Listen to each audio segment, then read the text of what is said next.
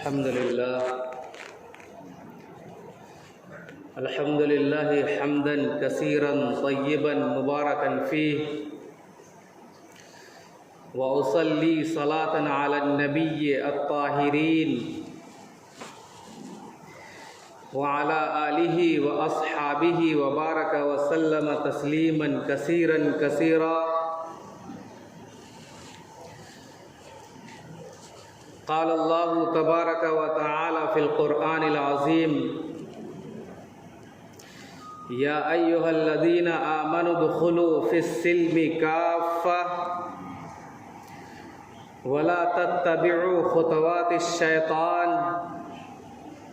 इन्नहु लकुम अदुव्वुम मुबीन। वक़ाल अल्लाहु तबारक व तआला फ़िल क़ुरआनिल अज़ीम मुहम्मदुर रसूलुल्लाहि वल्लज़ीना मअहु अशिद्दाउ अलल कुफ़्फ़ारि रुहमाउ बैनहुम तराहुम रुक्कअन व सुज्जदा। सदक़ल्लाहुल अज़ीम व सदक़ रसूलुहु अल अमीनुल करीम व नहनु अला ज़ालिका लमिनश शाहिदीन वश्शाकिरीन वल हामिदीन वल्हम्दुलिल्लाहि रब्बिल आलमीन। अज़ीज़ दोस्तों, बुज़ुर्गों, दीनी और ईमानी भाइयों, मैंने कुरान करीम की एक तो छोटी छोटी आयतें पढ़ी है।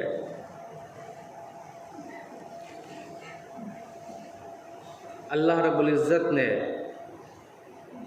हम तमाम को अशरफुल मखलूक़ात बनाया, फिर उसके बाद ईमान की दौलत से सरफराज किया, फिर उसके बाद इबादत करने की ताकत दी, फिर उसके बाद सवाल व जवाब के लिए अल्लाह के हुजूर में हाज़िरी। ये इंसान की ज़िंदगी का एक छोटा सा नमूना है। मैंने जो आयत पढ़ी है वो ईमानियात के ताल्लुक़ से है। ऐ ईमान वालों, पूरे के पूरे तौर पर इस्लाम में दाखिल हो जाओ। फिर आगे इरशाद फरमाया गया कि शैतान की पैरवी मत करो, इसलिए कि वो तुम्हारे दुश्मन है। मैंने जो दूसरी आयत पढ़ी है, मोहम्मद अल्लाह के रसूल हैं और जो भी उनके साथ है आपस में बड़े रहमदिल, आपस में बुरदबार, आपस में मोहब्बत रखने वाले, आपस में कुर्बानी और ईसार का जज्बा रखने वाले हैं। आप उनको देखेंगे, जिस वक्त भी आपकी नज़र उन पर पड़ेगी तो आप उनको देखेंगे सजदों में, रुकुओं में, इबादतों में, अल्लाह के ज़िक्र में, अल्लाह की याद में आप उन्हें पाएंगे। ये तो एक छोटी सी आयत थी और उसका तर्जमा था। अल्लाह का करम है और उसका सद शुक्र है कि अल्लाह रब्बुल इज़्ज़त ने हुकूमतों की बंदिश से आज़ाद करके हम तमाम को खुले तौर पर नमाज़ों की पाबंदी और नमाज़ों के साथ साथ अपनी अंदरूनी इबादत जो मसाजिद में की जाती थी उस तरह की जा सकती है। चूँकि ईमान इंसान का वो जुज़ है जिस जुज़ से इस्लाम की हर शाख फलती और फूलती है। अल्लाह पर ईमान लाना, उसकी किताबों पर, उसके रसूलों पर, उसके अंबिया पर, उसके मलाइक पर, उसके फ़रिश्तों पर ईमान लाना, और फिर उस ईमान के नतीजे में ईमानियात की शाखों पर अमल करना एक इंसान का फ़र्ज़-ए मनसब है। पूरे के पूरे तौर पर इस्लाम में दाखिल करने का हुक्म दिया गया। गोया कि इससे बात ये साबित हो जाती है कि इस्लाम की बेशुमार शाखें हैं, जिस शाख में भी अगर अमल कर लिया जाए तो अल्लाह के हुजूर में उस शाख पर अमल करना भी काबिल कबूल है। फिर आगे इरशाद फरमाया गया ईमान वालों ही के साथ कि वला तत्तबिउ खुतवात शैतान, के शैतान के मक्र में, उसके फरेब में, उसके दजल में मत पड़िए। इन्नहु लकुम अदुव्वुम मुबीन, वो तुम्हारे खुले हुए दुश्मन है। कुरान ने जहाँ जहाँ भी इंसानों की दुश्मनी का तज़किरा किया है, किसी इंसान के साथ नहीं किया, बल्कि कुरान ने जहाँ जहाँ भी दुश्मनी का तज़किरा किया है, ईमान वालों की दुश्मनी का तज़किरा वो शैतानों के साथ किया है।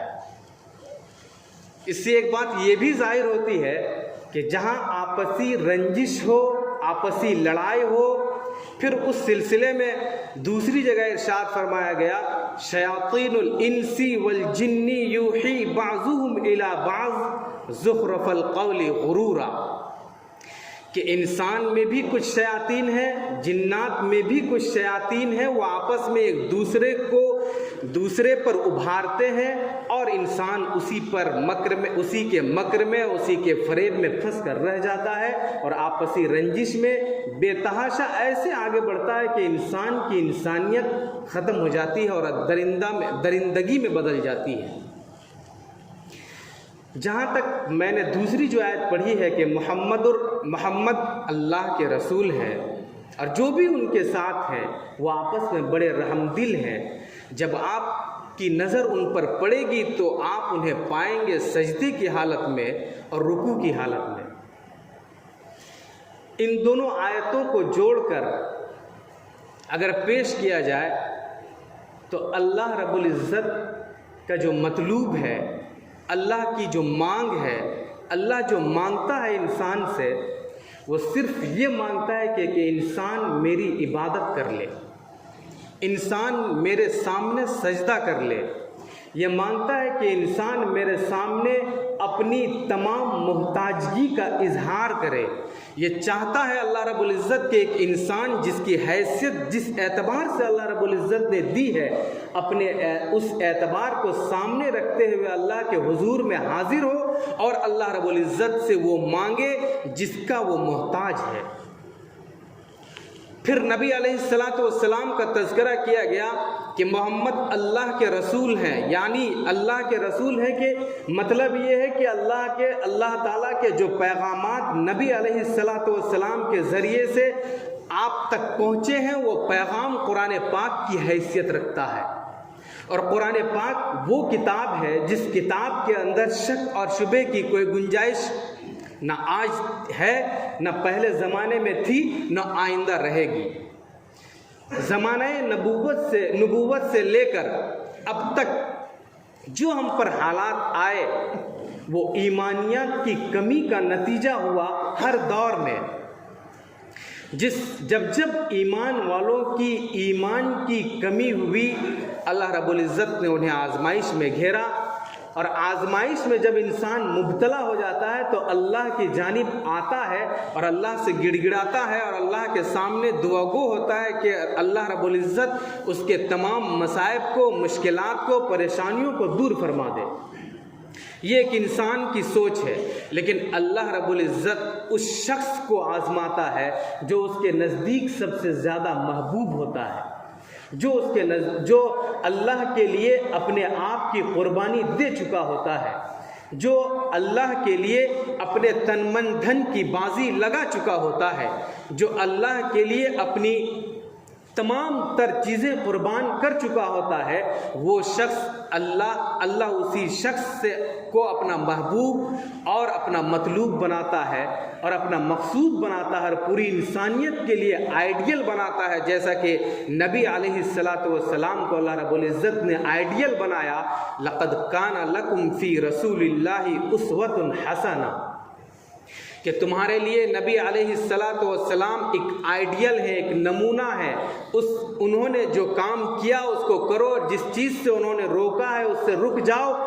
यही इंसानियत है, यही अल्लाह रब्बुल इज़्ज़त की मांग है, यही इबादत है, यही सुन्नत का तरीक़ा है, यही नबवी मिशन है, यही नबी की दावत है। और हम सबको वो काम कर लेना चाहिए जिसका तरीक़ा अल्लाह के रसूल सल्लल्लाहु अलैहि वसल्लम ने बताया है। चूँकि जो लोग नबी अलैहिस्सलातु वस्सलाम के साथ थे, उनका जो तरीक़ा बताया गया कि तराहुम रुक्कान व सुज्जदा, आप उनको देखोगे रुकू की हालत में और सजदे की हालत में। गोया कि रुकू करना भी इबादत, सजदा करना भी इबादत, ज़िक्र इलाही भी इबादत, तिलावत कुरान भी इबादत, माँ की खिदमत भी इबादत, बाप को प्यार की निगाह से देखना भी इबादत। नाम लिया गया कुरान पाक में सजदे का।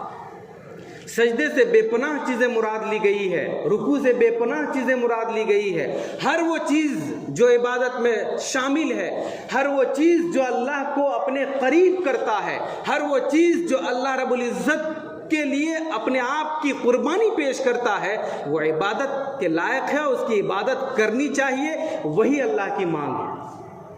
अल्लाह रब्बुल इज़्ज़त ने जो इंसानियत से मांग की है, वो मांग यही की है कि अल्लाह के सामने सजदा करो, अल्लाह से अपनी मोहताजगी का इजहार करो, अल्लाह से अपनी सही मौत अपनी सही मौत को मांगो कि अल्लाह जब भी मौत दी ईमान की हालत में मौत दे।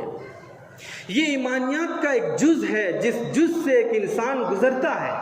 अब ईमान में बहुत सारी शाखें हैं, जिस शाख को अगर एक एक शाख पर रोशनी डाली जाए तो मेरी अपनी कम इल्मी के मुताबिक कि कुरान अगर अल्हम्दु का सिर्फ तर्जमा, उसकी आयतें की तशरीह की जाए तो कम पड़ जाएंगी हम तमाम लोगों के लिए। कि अल्हम्दु कुरान का मुकद्दिमा बनाया गया, उस मुकद्दिमे में पूरी बात का इजहार किया गया कि अल्लाह के अलावा कि तमाम तारीफ़ें अल्लाह के लिए और वही सारे जहान का पालनहार है। तमाम इंसान को पालता है, जिन्नात को पालता है, तमाम जानवरों को पालता है, तमाम रेंगने वाले जानवरों को पालता है, डसने वाले जानवरों को पालता है, अज़दहों को पालता है। वही अल्लाह रब्बुल इज़्ज़त है। अब इंसान जिस दोराहे में खड़ा है, एक तरफ कोरोना वायरस अपनी तमाम तर शाइस्तगी के साथ आप तक पहुंच रहा है और आप उससे महजूज हो कर हुकूमतों की बंदिशों से आज़ाद हो कर दुनियावी सतह पर आ रहे हैं, ताकि दुनिया को आप इस नज़र से देखें कि दुनिया एक हेज है। तमाम वायरस, चाहे वो बदन के वायरस हो, चाहे वो दुनिया के वायरस हो, चाहे वो जहनी वायरस हो, चाहे अखलाकी वायरस हो, हर वायरस इंसान को बिगाड़ की तरफ ले जाती है। नबी अलैहिस्सलातु वस्सलाम ने जो अपने सहाबा की तारीफ़ की और अल्लाह रब्बुल इज़्ज़त ने कुरान पाक में उसको ज़म किया कि जो अल्लाह के रसूल सल्लल्लाहु अलैहि वसल्लम के साथ होंगे उन्हें आप देखेंगे सजदे की हालत में, रुकू की हालत में। तो अल्लाह की मांग सिर्फ ये है कि एक इंसान इंसानियत के दर्जे तक पहुंच जाए। इंसानियत ये है कि एक इंसान अल्लाह के हुजूर में सजदा कर ले। इंसानियत ये है कि अगर कोई बेसहारा है तो उसे सहारा दे दिया जाए। इंसानियत ये है कि अगर कोई शख्स मोहताज है तो उसकी मोहताजी को दूर किया जाए। इंसानियत ये है कि अगर कोई सदक़े का मोहताज है तो उसको सदका कर दिया जाए। इंसानियत ये है कि अगर कोई शख्स बिलक रहा है, सिसक रहा है तो उसकी मदद की जाए। ये इंसानियत है, ईमानियत का वो जुज़ है। या अय्युहल्लज़ीना आमनू उदखुलू फ़िस्सिल्मि काफ़्फ़ा, पूरे तौर पर इस्लाम में दाखिल हो जाओ। ये अल्लाह की मांग है ईमान वालों से और ईमान वाला वो शख्स होता है जिसका दिल कीना से, बुग़्ज़ से, अदावत से, बदजनी से, कुफ्रिया कलिमात से, कुफ्र से और न जाने कितने कितने इनादात से, दुश्मनियों से पाक रहता है। वो मुकम्मल तौर पर ईमानियात के जिस पर अमल करता है।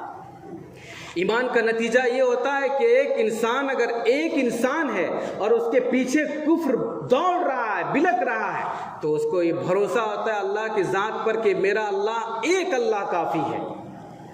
ये ईमान का नतीजा था। ईमान की चिंगारी जब फूलती है तो वो किसी को पहचानती नहीं। हज़रत आसिया रज़ी अल्लाह ताला अन्हा और फ़िरौन के ज़माने में उसी के घर में एक खादमा थी। जब हज़रत मूसा अलैहिस्सलातु वस्सलाम फ़िरौन के घर में पले और उनकी खादिमा ने सबसे पहले ईमान कबूल किया, तो फ़िरौन को जब ये ख़बर पहुंची कि मेरी खादिमा जो आज तक मेरी दीवानी थी, मुझे अल्लाह कहती थी, मुझे अपना भगवान तसव्वुर करती थी, आज वो मूसा के अल्लाह पर ईमान ले आई है। ईमान की चिंगारी बताता हूँ कि किस चीज़ का नाम ईमान की चिंगारी है। फ़िरौन की खादिमा कहती है कि फ़िरौन, तू वक्त का फ़िरौन हो सकता है, तू वक्त का दज्जाल और फरेब हो सकता है, तू वक्त का दगाबाज हो सकता है, लेकिन मेरा अल्लाह कभी धोखा नहीं दे सकता है। मैं उस पर ईमान ला चुकी हूँ जिस अल्लाह ने मुझे पूरी ज़िंदगी हिफाजत की, आज वो तेरे जुल्म से भी मेरी हिफाजत करेगी। फ़िरौन ने हुक्म दिया कि खादिमा को मार दिया जाए, और उससे पहले ये हुक्म दिया, उसके 2 बेटे थे, ये हुक्म दिया कि इसके दोनों बेटों को उसकी नज़र के सामने कत्ल कर दिया जाए, क्योंकि इसराइल ऐसे भी कत्ल करने में बदनाम है शुरू से।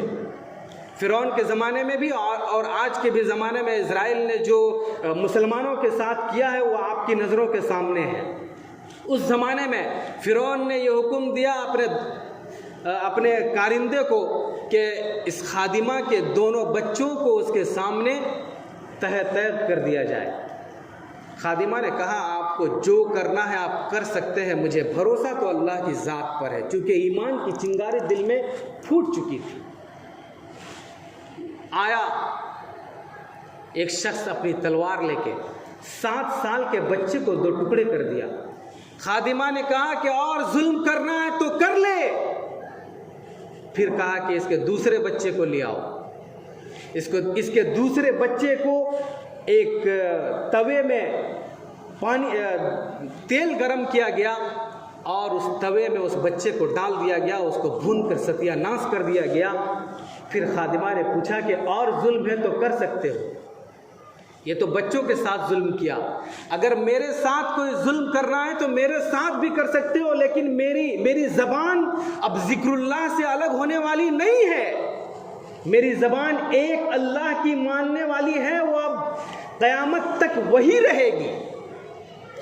जब आसिया के सिलसिले में ये मालूम हुआ फ़िरौन को कि मेरी बीवी मुझसे धोखा, हज़रत आसिया रज़ी अल्लाह ताला अन्हा ने जब मूसा अलैहिस्सलातु वस्सलाम के अल्लाह पर ईमान कबूल किया, फ़िरौन को पता चला कि आसिया ने भी इस्लाम कबूल कर लिया, तो हज़रत आसिया को बुलाया गया, कहा कि तुम मेरे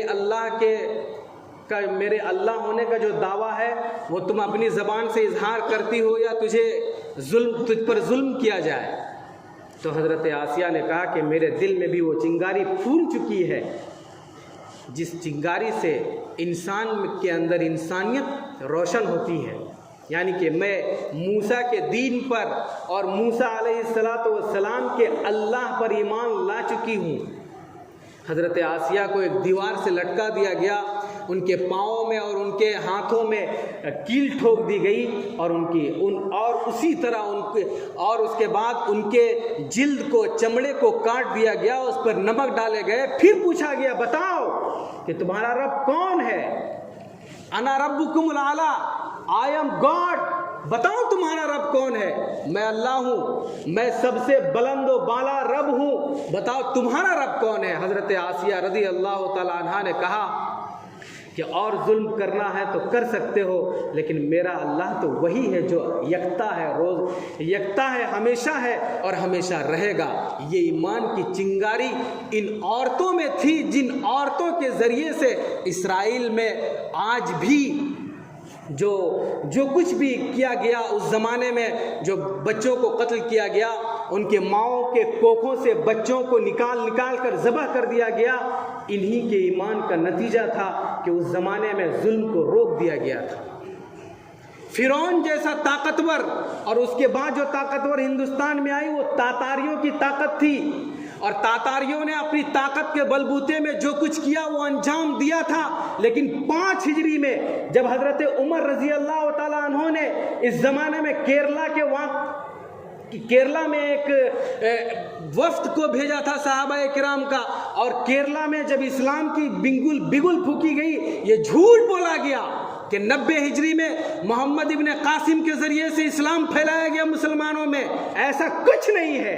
15 हिजरी में हजरत उमर के ज़माने में जब हजरत उमर ने सहाबा किराम का वक्त भेजा था केरला में, उस वक्त इस्लाम फैलाया था सबसे पहले केरला में। और आज के ये गोडसे के नेताओं ने ये दावा किया कि मस्जिदों को बंद किया जाए और मस्जिदों से जो आवाज़ आती है उन आवाज़ों को बंद किया जाए। मैं पूछता हूँ, इस हिंदुस्तान में सबसे पहली मस्जिद बनाने वाला कौन था? सनातन धर्म का मानने वाला राजा नानन था। केरला की ज़मीन में सनातन धर्म का मानने वाला राजा चीरानंद था, जो सबसे पहले केरला में एक हिंदू होकर मस्जिद बनवाया था। इन लोगों ने तो हिंदू मुसलमान के नाम में सिर्फ लड़वाने की कोशिश की और ईमानियात को कुचलकर, और उसके ईमानियात के नतीजे में उसके दिलों से ईमानियात को दूर करने की कोशिश की। मस्जिदों से दूर किया गया, मदारिस से दूर किया गया, उलमा से दूर किया गया, और न जाने कितनी कितनी चीज़ों से दूर किया गया। माँ बहनों में फूट डाल दी गई और आप फूटते ही चले गए, और ऐसे फूटे कि आप मिलने के भी लायक नहीं रह गए। इसीलिए मैंने आयत पढ़ी थी, मुहम्मदुर रसूलुल्लाह वल्लदीना माअहु अशिद्दाउ अलल कुफ्फार, कि मोहम्मद अल्लाह के रसूल है, जो भी उनके साथ है आपस में तो बड़े नरम दिल, लेकिन जो उनके खिलाफ है वो खिलाफ बनता चला गया। तो अशिद्दाउ अलल कुफ्फार, कुफ्फार के लिए, जाहिलों के लिए, मक्कारों के लिए, मुनाफिकों के लिए, गाली देने वालों के लिए सहाबा किराम ऐसे डटे हुए थे जैसे कि शीशा पिलाई हुई दीवार हो। ये हालत थी उस वक्त के मुसलमानों की। और आज के मुसलमान सूदखोरियों में, डाका जनियों में, IPL में सट्टेबाजों में किसने इजाजत दी थी? अल्लाह के रसूल सल्लल्लाहु अलैहि वसल्लम ने सूदखोरी मना किया है, और कुरान का ऐलान है, याकुलूना फी बुतूनिहिम नारा, जो सूद खाता है, सूद का पैसा कमाता है, सूद से बाल बच्चों को पालता है, वो सबसे बड़ा जिंदीक और दयूस और खबीस। आपने सूद को समझा नहीं। कुरान ने सूद के बारे में न जाने कितनी कितनी आयतों को पेश कर दिया, और आप सूद पर सूद खाते चले गए, दिल की बीमारियों में मुब्तला होते चले गए, ईमानियत से दूर होते चले गए, नबी की सुन्नतों से दूर होते गए, और आपको एहसास तक नहीं हुआ।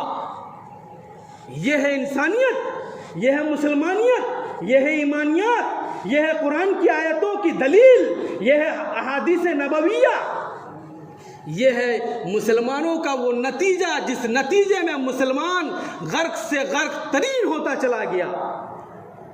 और हम हैं कि उसी राह में भटकते चले गए जिस राह में हमें मगरबी तहजीब ने भटकाया। आपको यकीन नहीं होगा, पिछले ही माह में मुंबई हाई कोर्ट ने फैसला लिया है कि आपसी हमजिनसी ताल्लुकात अगर कोई करे तो कोई एतराज़ नहीं मुंबई हाई कोर्ट को। एक तरफ हमारे PM नरेंद्र मोदी जी ऐलान करते हैं कि बेटी पढ़ाओ बेटी बचाओ अभियान, दूसरी तरफ मुंबई कोर्ट का ये फैसला कि मुंबई कोर्ट ये ऐलान करे कि हमारे पास अब अगर कोई, यहाँ तक बात आ चुकी थी जैसे मगरबी तहजीब में और मगरबियों की अपनाइयत को अपनाते हुए हम तमाम लोगों ने अपनी बेटियों को जहन्नम के गार में डाल दिया। और नतीजा क्या निकला कि हम बेशर्म होते चले गए, बेहया होते चले गए, दुनिया जहन्नम के गार में होती चली गई और हम चीखते रह गए, चिल्लाते रह गए। और ऐलान क्या हुआ मगरबी तहजीब में, आवर बॉडी आवर विश, मेरा जिस्म मेरी ख्वाहिश मेरी मर्जी। अभी पड़ोसी मुल्क में भी ये ऐलान हुआ है, मेरा जिस्म मैं कहाँ बेचूं, मैं कहाँ दूं, इसमें आपको कोई एतराज़ नहीं होना चाहिए। ये पूरे मगरबी तहजीब को अपनाने की कोशिश की गई हिंदुस्तान में, लेकिन हिंदुस्तान के मुसलमानों, क्या मगरबी तहजीब आपका आइडियल था? क्या सलमान खान आपका आइडियल था? आमिर खान आपका आइडियल था? जो मुसलमान के नाम में कलंक है। हज कर लेने से मुसलमान नहीं हो जाएगा। हज करके भी आए और फिल्म बनाए, ये कौन सी मुसलमानियत और कौन सा हाजी? हज करके भी आए और झूठ बोले, हज करके भी आए और तमाशाई बने और तमाशाबीन की तरह मुसलमानों को रगड़े और उसके खिलाफ बोले। ये ऐसे हाजी, जिन हाजियों को अल्लाह रब्बुल इज़्ज़त ने कोई वक़ात नहीं दी है। आए हमारे इमरान खान साहब फिल्म इंडस्ट्री में हाजी हज करने के बाद, और हमारे मुसलमान भाई, नौजवान भाई उसी के दीवाने, वो अपने आइडियल मानते हैं सलमान खान को।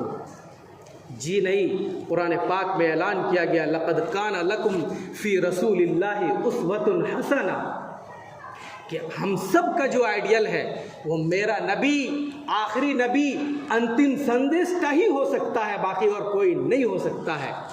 जो मकाम मुसलमानों को इस्लाम ने दिया और तमाम धर्म वालों को जो मकाम इस्लाम ने दिया, जो मकाम औरतों को दिया गया, अभी एक और न जाने सूद के सिस्टम में महिला समिति के नाम से आई गई, उसमें भी सूदी कारोबार किए गए। ये महिला अब आगे आने लगे। जिन महिलाओं ने इस्लाम की सरबलंदी के लिए अपने बेटों को कुर्बान किया था, जिन महिलाओं ने इस्लाम की सरबलंदी के लिए अपने आप की कुर्बानी दी थी, जिन महिलाओं ने इस्लाम की सरबलंदी के लिए अपने आप को टुकड़े किया था, आज वो महिला नंगा और बेशर्म और बेहया होकर सूद के निज़ाम चला रही है। और वो महिला, वो लेडीज जिनको घर में रहने की इजाज़त थी, जिनको पर्दे में रहने की इजाज़त थी, उन्होंने ऐलान किया कि आवर बॉडी, हमारा जिस्म और हमारी चाहत पूरी होगी। कुछ नहीं, इस्लाम ने जो निज़ाम दिया था वो निज़ाम चलेगा, हमेशा चलेगा, क़यामत तक चलेगा। इसमें चाहे हुकूमत भी आए तो हुकूमत हमारे सामने हेज है। कोई भी हुकूमत हो, हुकूमत हर एतबार से, कॉन्स्टिट्यूशन के एतबार से अगर हुकूमत आती है तो हम उसका खैर मकदम करते हैं। और कॉन्स्टिट्यूशन किसी के धर्म की तकलीद सामने रखते हुए ही बनाया गया। भीमराव अंबेडकर ने जो बनाया था, तमाम एतबार से अपने उस ज़माने में मुसलमानों के एतबार से भी, सनातन धर्म के एतबार से भी, बुद्धिस्ट के एतबार से भी, जैनियों के एतबार से भी जो बनाया गया था वो बहुत बेहतरीन निज़ाम था हिंदुस्तान का। लेकिन आज के गोडसे के चेलों ने उसे बदनाम कर दिया और उसके ज़रिए से CAA और NRC के ज़रिए से मुसलमानों को बदनाम किया गया। कोई और मुद्दा नहीं मिला तो जमातियों को इसी कोरोना वायरस की वजह से बदनाम किया गया। और अल्हम्दुलिल्लाह उसी मुंबई हाई कोर्ट ने फैसला दिया कि इनका कोई ऐसा नतीजा नहीं निकला जिसमें जमातियों को बदनाम करने की जो नाज़ेबा कोशिश की गई थी वो बदनाम किया जाए। एक तरफ तो मुंबई हाई कोर्ट ये भी फैसला देता है, दूसरी तरफ हमारी माँ बहनों की इज्जत की तातार करता है। हम प्राइम मिनिस्टर साहब से भी ये मांग करते हैं कि वो औरतें जो रोडों में अपनी जिस्म की बिकाव के लिए खड़ी हैं, आप उसके लिए अब तक क्या किए? किसी भी धर्म से हो, वो मेरी बहन है, हिंदुस्तान में है तो मेरी बहन है, और कहीं भी है। मैं ये कहना चाहता हूँ, आपकी ईमानियात को थोड़ी सी ये दावत देना चाहता हूँ, आपके बेटियों के हवाले से भी, अपनी बेटियों के हवाले से भी, बीवियों के भी हवाले से, कि जो निज़ाम फ़िरौन के ज़माने में उनकी बीवी ने दिया था, जो निज़ाम उनकी फ़िरौन के अदालत में उनकी खादिमा ने दिया था, आप भी अपनी बहू बेटियों में, आप भी अपनी बीवियों में वो ईमानियात पैदा कीजिए जिस ईमानियात के नतीजे में हज़रत खंसा ने तमाम बेटों को इसी इस्लाम के लिए शहीद किया था। और न जाने कितनी कितनी हमारी सहाबिया थी जिन्होंने अपने आप की कुर्बानी दी। हज़रत फातिमतुज़ ज़हरा जिनकी आवाज़ तक किसी ने नहीं सुनी, हज़रत आयशा जो फ़िक़्ह व फ़तावा में सबसे अफजल, हज़रत खदीजतुल कुबरा जिन्होंने हुज़ूर अकरम सल्लल्लाहु अलैहि वसल्लम को वो बैकअप दिया, जिस बैकअप के नतीजे में मक्का मुकर्रमा में भी, मदीना मुनव्वरा में भी, ताइफ में भी और जगह जगह पर अल्लाह के रसूल सल्लल्लाहु अलैहि वसल्लम ने उनकी ठंडक महसूस की। आप भी अपनी बहू बेटियों में वो ताकत पैदा कीजिए जो हज़रत फातिमा में थी। आप भी अपनी बहू बेटियों में वो निज़ाम दीजिए जो इस्लाम ने दिया था, और सूदी कारोबार से अलग कीजिए, क्योंकि ये दिल को काला करती है, और दिल जब काला हो जाता है तो फिर उसके बाद ईमानियात की कोई हकीकत बरकरार नहीं रहती है, इंसान बिक जाता है, चंद पैसों की हैसियत में अपने ईमान को बेचता है।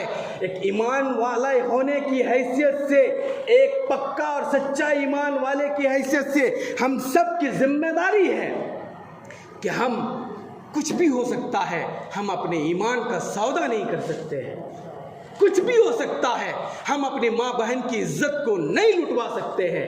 कुछ भी हो सकता है, हम अपने बेटियों को और माँओं को और बहनों को बेशर्म नहीं बना सकते हैं। मगरबी तहजीब को नहीं अपना सकते हैं, इसलिए कि नबी का इरशाद है, खालफुल यहूद, यहूदियों की मुखालफत करो।